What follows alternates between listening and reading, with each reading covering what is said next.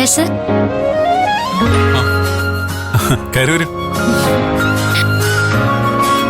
എന്താ പ്രിയ, എന്താ പാർവതി? അത് പ്രത്യേകിച്ചൊന്നുമില്ല സർ. ഇവിടെ എന്ത് പ്രശ്നം ഉണ്ടായാലും സാർ എപ്പോഴും ഞങ്ങളുടെ ഭാഗത്താണ് നിൽക്കാറുള്ളത്. അതിന് സാറിനോടൊരു താങ്ക്സ് പറയാൻ വേണ്ടി വന്നതാ. ഞാൻ നിങ്ങളോടല്ലേ താങ്ക്സ് പറയേണ്ടത്? കൂടെ ജോലി ചെയ്യുന്ന ആളുടെ കല്യാണത്തിന് പങ്കെടുക്കുക, എല്ലാവരും ചേർന്ന് ഒരുമിച്ചൊരു യാത്ര, അത് നിങ്ങളെപ്പോലുള്ളവർക്ക് വലിയ കാര്യമാണ്. അവധി ദിവസമാണ്, കമ്പനിയെ കുറിച്ച് ചിന്തിക്കേണ്ട ആവശ്യമില്ല. എന്നിട്ടും കമ്പനിക്ക് വേണ്ടി നിങ്ങൾ നിങ്ങളുടെ സന്തോഷം വേണ്ടെന്ന് വെച്ചില്ലേ? അപ്പോ ഞാനാ താങ്ക്സ് പറയേണ്ടത്. ഡാഡി എപ്പോഴും പറയും, ഒരു സ്ഥാപനം വിജയിക്കണമെങ്കിൽ കാശ് മുടക്കിയുള്ള പരസ്യമല്ല വേണ്ടത്, സിൻസിയറായ എംപ്ലോയീസാ വേണ്ടതെന്ന്. ആ കാര്യത്തിൽ ഞാൻ ലക്കിയ. Thank you sir.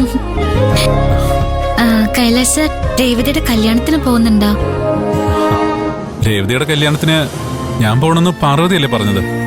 പാർവതി പറഞ്ഞ സ്ഥിതിക്ക് എനിക്ക് പോകാതിരിക്കാൻ കഴിയില്ല. അവള് ആദ്യം ഇൻവൈറ്റ് ചെയ്തത് എന്നെയാ. തീർച്ചയായും വരുമെന്ന് ഞാൻ അവളോട് പറയുകയും ചെയ്തു.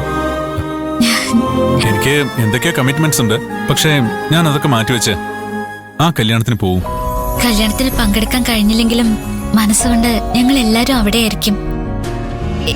ഇത് ഞങ്ങൾ എല്ലാവരും അവൾക്ക് കൊടുക്കാൻ വേണ്ടി പിരിച്ചതാ.